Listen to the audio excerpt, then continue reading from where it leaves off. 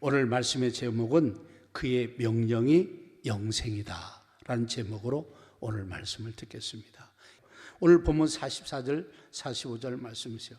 예수께서 외쳐 이르시되 나를 믿는 자는 나를 믿는 것이 아니요 나를 보내신 이를 믿는 것이며 나를 보는 자는 나를 보내신 이를 보는 것이니라 그랬어요.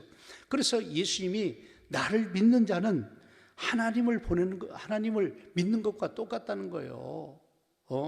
그래서 예수님을 보는 자는 나를 보내신 하나님을 보는 것과 똑같다고 말씀합니다. 그래서 이 말씀의 배경이 이렇습니다. 이런 말씀을 하시는 이유는 뭐냐? 하나님께서 우리를 사랑하셔서 예수님을 이 땅에 보내주셨어요. 그저 놀러 보낸 게 아니라 우리 인류의 모든 죄악을 짊어지고 십자가에 죽고 그 다음에 3일 만에 부활하셔서 누구든지 이 예수를 믿기만 하면 그 모든 죄가 용서받고 구원받는 거예요. 그런데 이렇게 오신 예수님을 배척하는 거예요. 믿지 않는 거예요. 그래서 이 원리로 설명을 하는 거예요. 나를 보내신 하나님을 믿는 것이다. 누구를 믿는 것이? 나를 믿는 것이, 나를 보는 것이 하나님을 보는 것과 똑같다고 얘기하는 겁니다. 여러분 요한복음 3장 16절 말씀에 이렇게 말씀합니다. 하나님이 세상을 이처럼 뭐라고요? 사랑하사 독생자를 주셨으니, 이 독생자는 예수 그리스도를 말합니다. 독생자를 주셨으니 이는 그를 예수를 믿는 자마다 멸망하지 않고 영생을 얻게 하려 하심이라고 설명하고 있어요. 그러니까 중요한 것은 하나님께서 우리를 사랑하셔서 예수님을 이 땅에 보내주신 거예요. 목적이 뭐냐? 멸망당하지 않고 영생을 얻게 하려고 여러분 예수님을 보내주셨다는 거예요. 그러나 그 당시 사람들은 이 예수님을 인정하고 받아들이지 못했다는 게 문제가 되는 거예요. 오늘날도 예수 믿지 않으면 문제가 마찬가지입니다. 그래서 이 하나님께서 우리를 사랑해 보내신 예수를 믿는 것이 결국은 하나님을 믿는 건데, 이것을 이해를 못하고 또 예수님을 배척하기 때문에 예수님께서 이렇게 설명하고 계십니다. 여러분 다 나가서 요한복음 5장 24절에 이렇게 말합니다. 내가 진실로 진실로 너희에게 이르노니 내 말을 듣고 또 나 보내신 이를 믿는 자는 영생을 얻었고 심판에 이르지 아니하나니 사망에서 생명으로 옮겼느니라 이렇게 말합니다. 그러니까 예수님의 말씀을 듣고 또 예수님을 보내신 하나님을 믿는 자는 영생을 얻었다는 거예요. 영생은 영원히 사는 겁니다. 여러분 생명이 있어야 영생할 수 있는 거예요. 그래서 영생을 얻었고 심판에 이르지 아니한다 그러면서 사망에서 생명으로 옮겼느니라고 말씀하고 있습니다. 그러니까 예수를 믿어야 되는데, 인정해야 되는데 자꾸 인정하지 않기 때문에 주님이 하신 말씀입니다. 더 나아가서 요한복음 14장 1절에도 예수님이 이렇게 말합니다. 너희는 마음에 근심하지 말라. 하나님을 믿으니 또 나를 뭐라고요? 믿으라는 거예요. 우리는요 염려, 근심, 걱정들이 많은 인간들이에요. 그러니까 뭐라고 말합니까? 예수님께서 하나님을 믿으니 또 나를 믿어야 된다는 거예요. 또 나를 믿으라는 거예요. 그래서 예수님을 전하는 게 뭐냐면, 예수님은 우리를 구원자로, 그래서 누구든지 예수를 믿어야 구원을 받고 죄가 용서받고 우리가 영생을 얻을 수 있기 때문에 이렇게 반복적으로 설명하고 있는 겁니다. 그래서 예수님은 사람처럼 오신 이유가 뭐예요? 두 가지 요소가 있습니다. 우리를 첫째는 구원하시기 위해서예요. 그러면 구원하려면 두 번째 어떤 일이 있어야 돼요? 예수님이 피 흘려서 십자가 죽기 위해서 사람처럼 오신 거예요. 원래 예수님은 이 우주 만물, 우주가 생기기 전부터 계셨던 거예요. 하나님과 함께 여러분 창조 창조를 하신 거예요. 그런데 예수님이 중간에 왜 사람처럼 왜 오셨어요? 인간들 스스로는 구원받을 수 있는 일이 하나도 없는 거예요. 죄 때문에 다 심판받고 멸망당하고 다 지옥 가야 되는 거예요.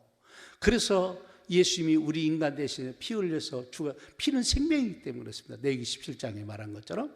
그래서 우리를 살리기 위해서 예수님이 친히 사람처럼 동정녀 마리아를 통해서 여러분 이 땅에 오셔서 십자가에 피 흘려서 죽으시고 3일 만에 부활하셔서 하나님의 구원자로 세우는 거예요. 그래서 누구든지 이 예수를 믿는 사람이 여러분 구원을 받게 된다는 사실입니다. 그래서 예수님은 두 가지 요소가 있어요. 하나는 인성과 신성이에요. 여러분 인성은 뭐예요? 아까 사람처럼 오신 이유를 말하고 있죠. 또 하나는 예수님은 여러분 하나님이십니다. 하나님의 아들이시기 때문에 하나님이시에요. 그래서 인성과 신성을 다 인정해야 돼요. 초대교회 문제가 뭐였어요? 여러분 영은 선하고 육은 악하다는 이혼론을 주장을 많이 이단들입니다.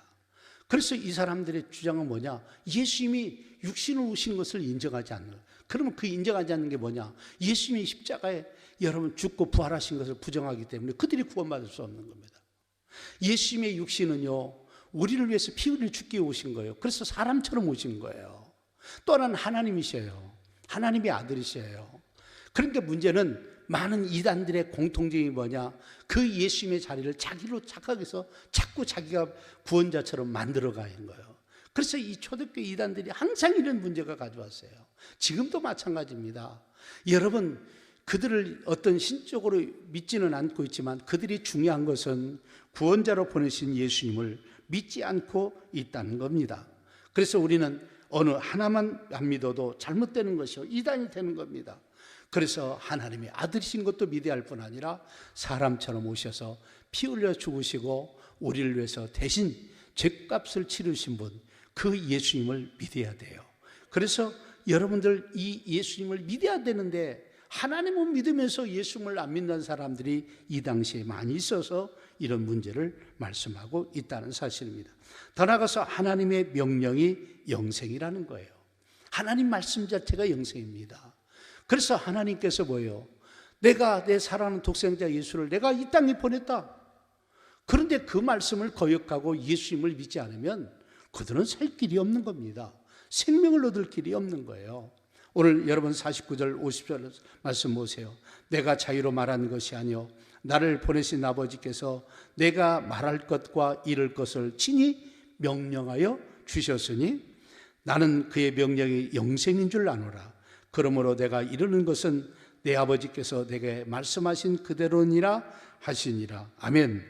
여러분, 내가 십자가에 죽어 구원자가 된 것도 내 뜻이 아니라 하나님의 뜻이라고 예수님이 말씀하는 거예요.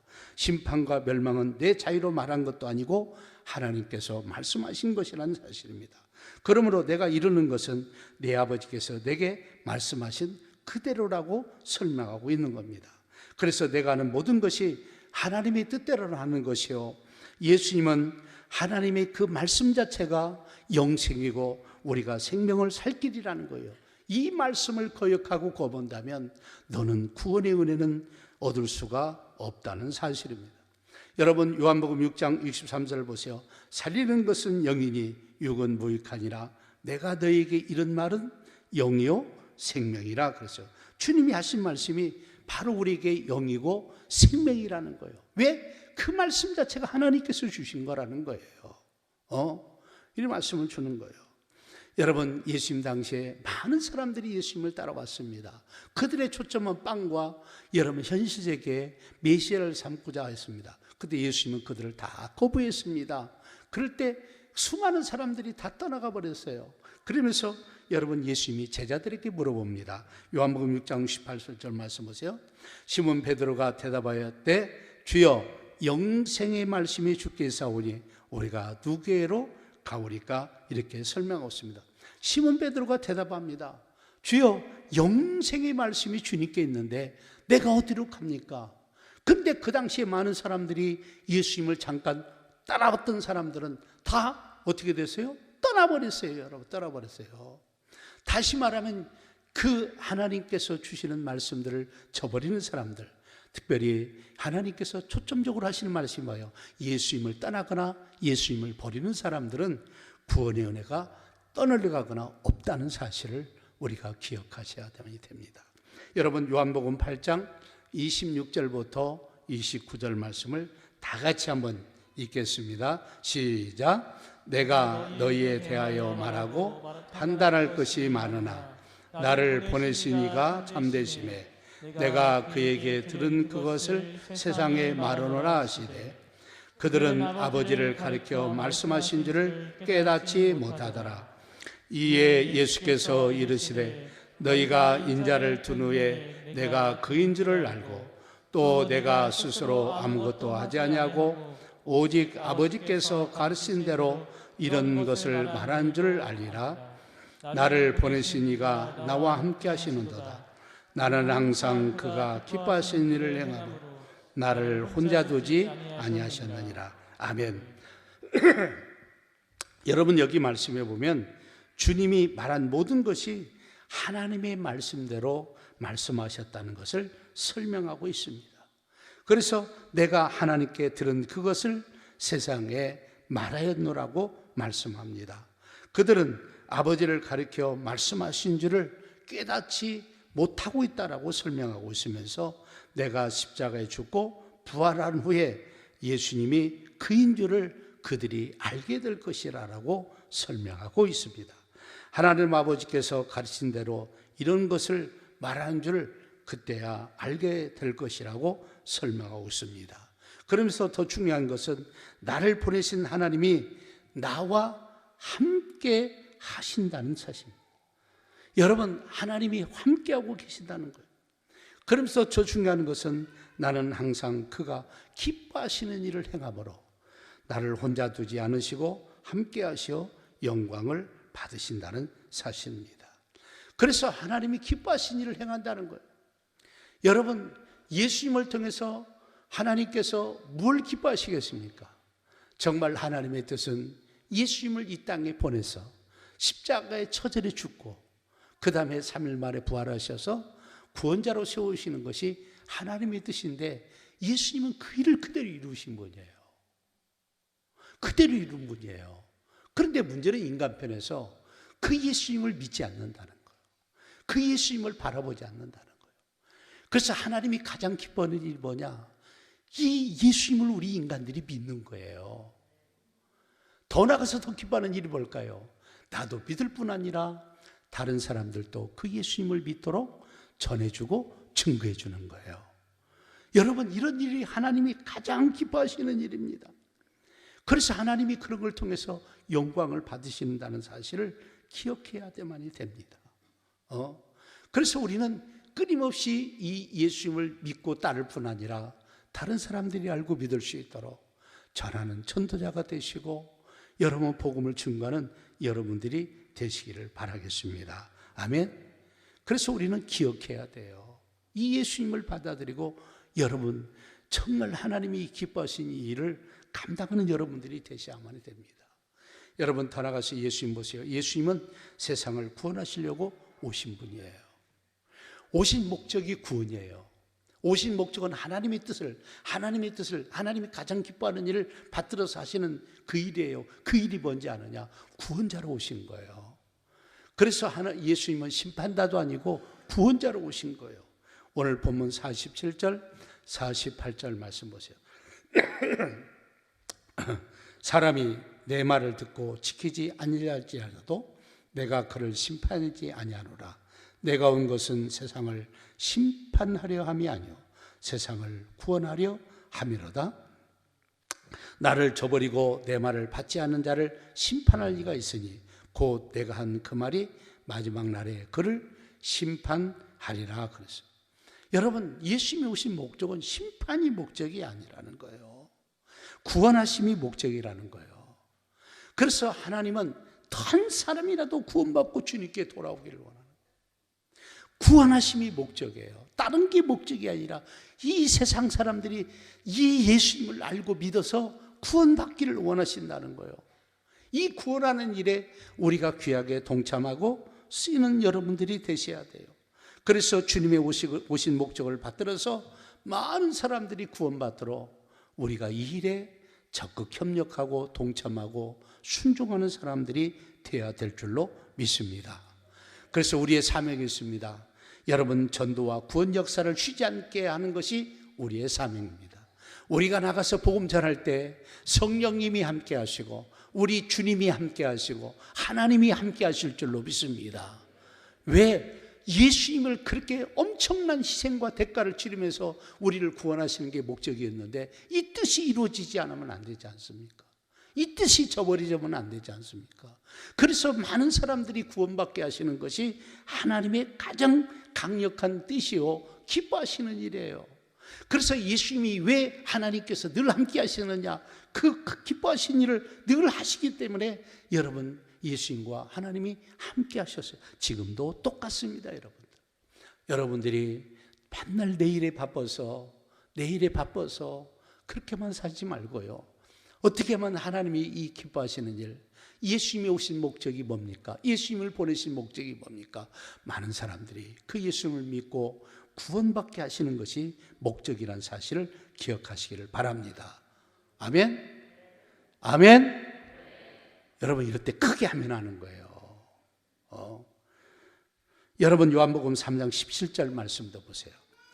하나님이 그 아들을 세상에 보내신 것은 세상을 심판하려 하심이 아니요 그로 말미암아 세상이 구원을 받게 하려 하심이라. 아멘. 세상이 구원받게 하심이라는 거예요. 누누이 강조하는 거예요. 구원하심이, 구원받게 하는 게 목적이라는 거예요. 우리는 목적주의로 가야 됩니다. 여러분 예수님께서 우리를 통해서 여러 가지를 다 이루신 게 뭐예요? 구원받게 하시라는 거, 구원받게 하시라는 거. 이게 가장 선한 뜻이고 목적이고 일이라는 사실을 우리는 기억을 해야만이 될 줄로 믿습니다. 이 목적에서 우리가 어긋나면 안 돼요. 이 목적을 받아들여서 충실하게 가는 여러분들이 되어야 될 줄로 믿습니다. 아멘. 그래서 지금 우리가 이 시대를 사는 우리가 이런 일을 저버리지 말고, 코로나가 왔든 여러 가지 환경이 어려움이 왔든 여러분 그 환경에 지나치게 영향받지 마시고 우리는 이 구원 역사를 쉬지 않도록 해야 될 줄로 믿습니다. 아멘. 여러분 요한복음 12장 23절에서 24절 말씀 보세요.